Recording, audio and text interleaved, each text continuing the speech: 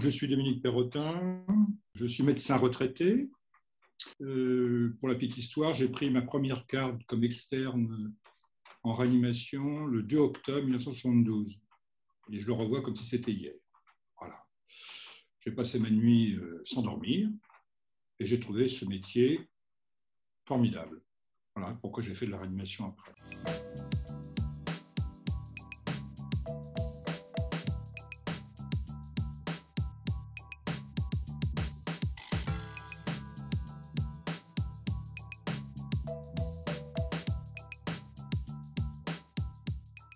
Alors, l'évolution de la femme, c'est vrai que comme maintenant je suis un vieux monsieur, j'ai pu me rendre compte qu'il y avait une évolution. Jusque dans les années 90, les quelques collègues avec qui j'ai pu travailler dans mon hôpital, ou d'ailleurs où je peux croiser dans d'autres hôpitaux, c'était toutes des jeunes femmes qui n'avaient pas d'enfants. Voilà. Sauf peut-être Madame Nicolas, qui a été présidente de la SRF, mais je crois qu'elle ne prenait pas de garde. Voilà. Peut-être que ça explique ceci. Et c'est vrai qu'au cours des années 90, et puis surtout depuis l'année 2003, qui a été une vraie révolution, avec des aspects positifs et des aspects négatifs sur lesquels je n'ai pas le temps de m'étendre, avec les repos de sécurité et l'augmentation très, très importante du nombre de médecins à l'hôpital, dans les hôpitaux et dans les services de réanimation, bien évidemment, les choses ont radicalement changé. Ce qui veut dire que, par exemple, dans le service où j'ai longtemps travaillé et où j'aime encore venir rencontrer les plus jeunes, eh bien, l'aînée des dames qui travaillent en réanimation, elle n'a pas d'enfants. Mais les trois qui ont suivi ont toutes des enfants. Et en plus, ces trois collègues-là ont toutes fait la thèse de sciences aussi. Vous voyez. Donc, c'est un changement complètement radical. Alors, est-ce que c'est spécifique à la femme ou est-ce que c'est lié aux nouvelles conditions de travail? Moi, je pense que c'est lié aux nouvelles conditions de travail. Et c'est bien sûr un progrès. Ce qui veut dire qu'autrefois, on disait aux femmes qui étaient éventuellement intéressées par la réanimation, non, ce n'est pas un métier pour une femme puisqu'elle veut faire des enfants ou autre chose.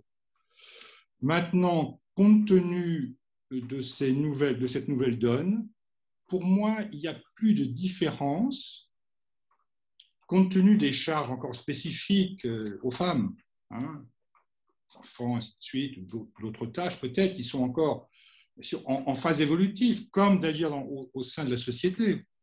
Pour moi, il n'y a plus de différence homme-femme dans le fait de faire ou pas de la réanimation. Voilà. Et d'une façon générale, dans les autres spécialités médicales, d'ailleurs, ce n'est pas spécifique à la réanimation. J'ai eu l'occasion, dans les 2 dernières années de ma vie professionnelle, de diriger un service de gastro-entérologie. Pour moi, il n'y a pas de différence entre les femmes et les hommes dans leur façon de s'investir, dans leurs objectifs, dans leur implication, et même s'il y a des enfants à aller chercher à 17 heures. Voilà. Donc, je crois que ces nouvelles conditions de travail effacent en grande partie les différences très importantes qui existaient autrefois. Ça ne veut pas dire qu'il n'y en a pas, non. Mais je pense que ça a complètement changé.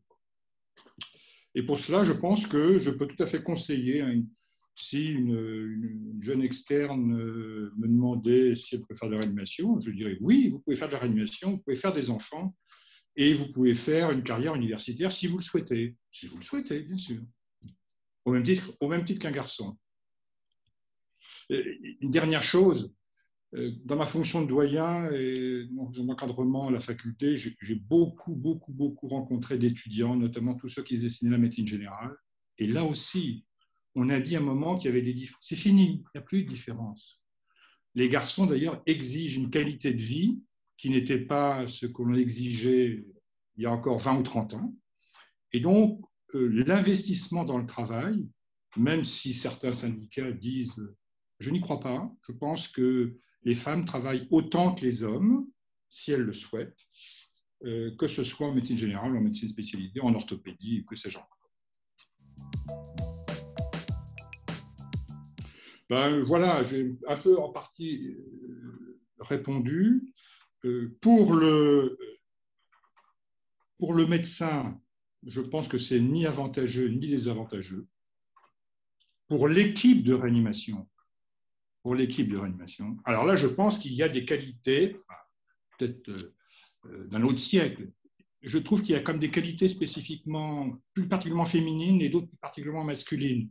C'est mon côté, pas côté sexiste, mais de différence. Et donc, je sais que dans la rigueur, par exemple, et en réanimation, il faut être rigoureux. Dans la rigueur du travail, les femmes sont dessus. C'est comme ça, c'est un constat. Alors, c'est uniquement mon constat tourangeau, mais c'est fiable, quoi. Les femmes sont fiables.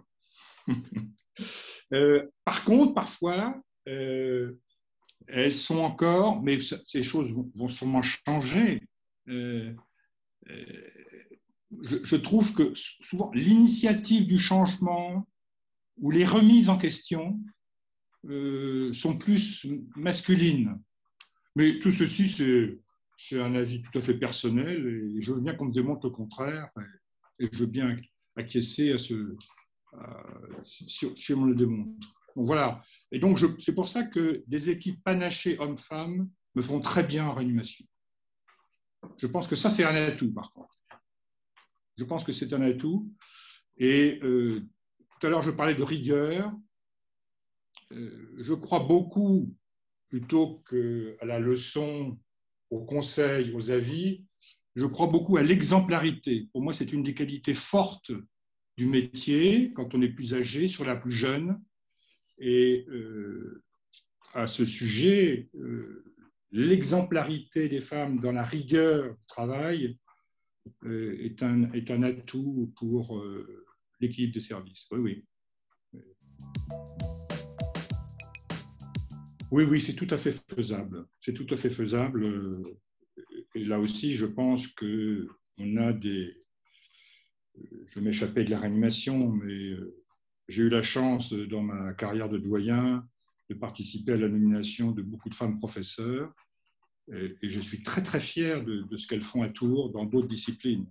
Voilà. Là aussi, il y a un apport particulier des femmes dans les disciplines médicales. Voilà. Il y a des qualités un petit peu différentes. Et donc, si une femme veut faire de la réanimation et veut faire une carrière universitaire et veut faire des enfants, je pense que rien ne s'y oppose. Et je pense que, même si on a quelques questions là-dessus, la nouvelle génération masculine, les nouveaux maris ou les nouveaux compagnons ou les nouveaux pères, ils participent aussi de cette évolution.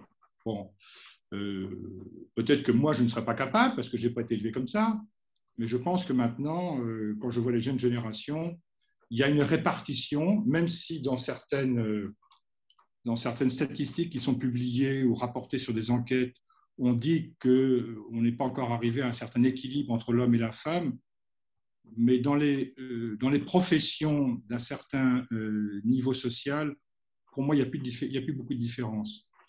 J'en dirais pas le même pour chez les ouvriers ou chez les employés. Voilà. Mais je pense que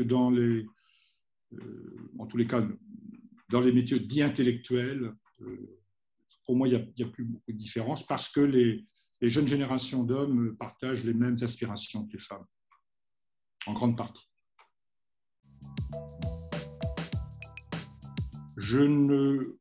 Honnêtement, non. Non, je ne le ressens pas comme ça. Alors, homme-femme, en tous les cas, dans le milieu médical, nous avons aussi la chance de temps en temps d'avoir des infirmiers ou des aides-soignants hommes. Peut-être que les rapports que moi j'ai pu avoir avec les soignants hommes et les soignants femmes étaient sûrement un petit peu différents dans ma façon de... Parce que je suis un homme, voilà, et que peut-être j'ai eu sûrement une façon d'échanger, d'interagir de façon peut-être un petit peu différente. Je ne sais pas si c'est de la discrimination. mais en tous les cas, des fortes discriminations, je ne le crois pas. Je ne l'ai pas vu, en tous les cas.